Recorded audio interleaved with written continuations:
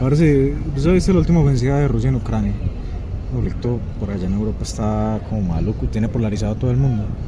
Ah, pero es que no es la primera vez que los países europeos se polarizan alrededor de un conflicto.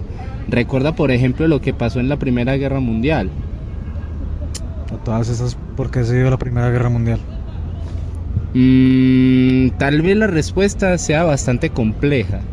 Hay quienes dicen que la Gran Guerra se dio por los conflictos coloniales, el imperialismo y la tensión entre las distintas potencias europeas consolidadas y las que estaban emergiendo. Personalmente, creo que más allá de todo esto, la Gran Guerra se originó como consecuencia de la pervivencia del antiguo régimen todavía a principios del siglo XX. El antiguo régimen a principios del siglo XX. Sí, efectivamente. Pero bueno, ¿qué es eso del antiguo régimen a todas estas? ¿Eso no era lo que se acabó con la Revolución Francesa como 100 años antes de la guerra? En parte sí y en parte no. A ver, el antiguo régimen era la manera que tenían los franceses de finales del siglo XVIII de denominar la estructura social, política, ideológica y económica que comienza con la formación de los primeros estados nacionales a finales del siglo XV y hasta finales del siglo XVIII, y que es anterior a la Revolución Francesa, que supuestamente terminó con ella. Pero lo cierto es que esa estructura no se acabó ahí, de tajo, no. Por ejemplo, en Rusia, a propósito de lo que estábamos hablando, la servidumbre no se abolió hasta 1861, es decir, más de 70 años después de que iniciara la Revolución Francesa, que supuestamente terminó con el antiguo régimen. Y aún así, muchas de las características de la estructura de ese antiguo régimen siguieron existiendo a lo largo y ancho de toda Europa hasta las guerras mundiales. Bueno, ¿y cuáles son las características de ese antiguo régimen? Bueno, por un lado, la sociedad estaba tajantemente dividida entre privilegiados y no privilegiados. Y en ese sentido, la población estaba agrupada en diferentes estamentos, que usualmente solemos clasificar como el estamento de la nobleza, el estamento del clero y el tercer estamento, también llamado el pueblo llano o los no privilegiados. Listo. Pero, ¿por qué habían unos estamentos privilegiados y otros no? Pues mira, en términos políticos e ideológicos, tenemos que la soberanía de los privilegiados, es decir, del clero y fundamentalmente de la nobleza, tenía un origen divino, o sea, Dios en su infinita sabiduría determinó que menos del 5% de la población controlara la mayoría de las tierras y que además tuviera jurisdicción sobre sus habitantes. Eso sin contar que los privilegiados solían vivir con una cantidad bastante considerable de lujos.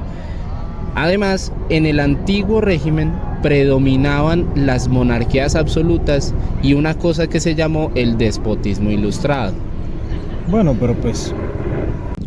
pero si eran tan pocos los que tenían acceso a la tierra y eran tan poderosos sobre la gente y sobre la tierra en general, entonces me imagino que por lo menos tenían poquitos impuestos. No precisamente, digamos que el tercer estado era uno de los más afectados por los impuestos durante el antiguo régimen, y en menor medida la nobleza y el clero hacían sus tributos. Existían cantidades de impuestos, las banalidades, los diezmos, las corbeas o azofras, las tallas, los cánones de arrendamiento y un sinnúmero de impuestos más que poco o nada afectaban al clero y a la nobleza, pero que tenían subyugados a los que no eran privilegiados. Listo, entonces pues ya sabemos qué es el antiguo régimen, pues ya lo tengo claro. Pero eso qué tiene que ver con la violencia del siglo XX en Europa, pa.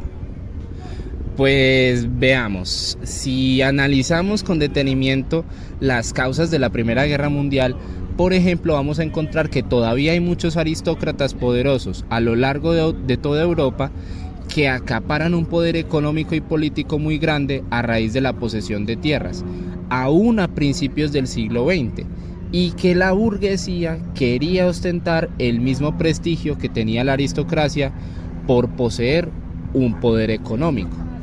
Además, Aún para principios del siglo XX era necesario tener algún vínculo nobiliario para acceder a los cargos públicos, sin contar con los tantos títulos nobiliarios que se crearon en países como Alemania, en una época donde se suponía ya las monarquías no tenían tanto poder.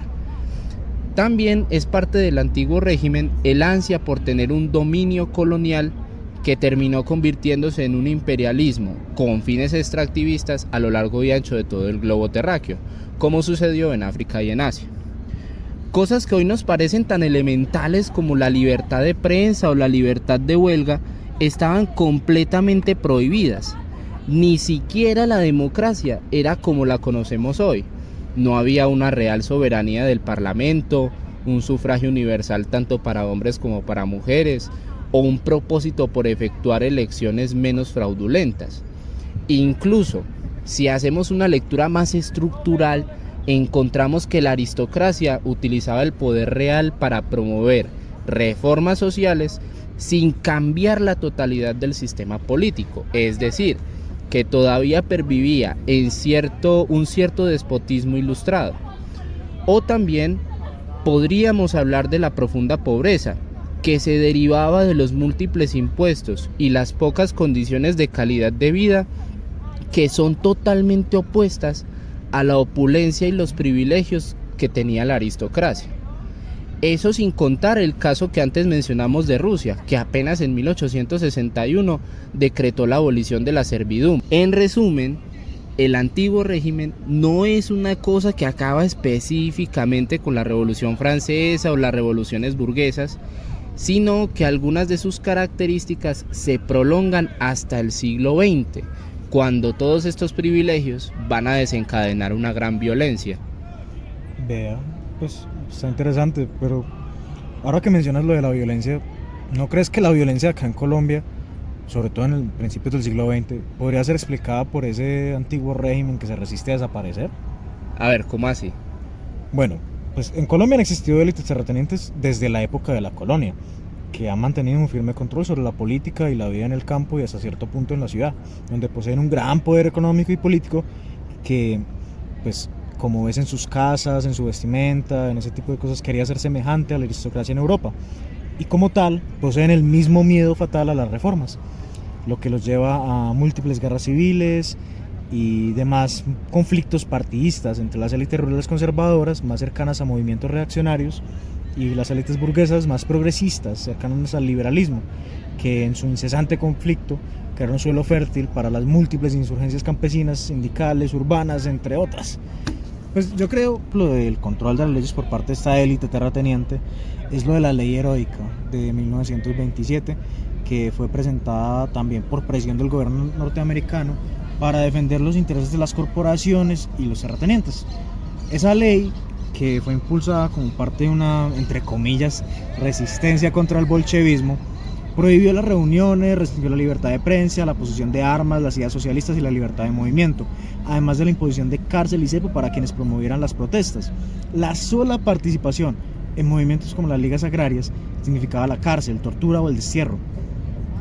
Pues esa ley, bajo la observación del presidente Abadía Méndez, llevó a la cruenta represión en la zona bananera de Ciénaga, en Magdalena, que culmina con la masacre de las bananeras el 5 de diciembre de 1928, si no estoy mal. Y lo más pesado es que ese caso no fue denunciado sino hasta septiembre de 1929 por un joven, Jorge Eliezer Gaitán. Y así va el país y el mundo. Ah, no, para culpa de Petro.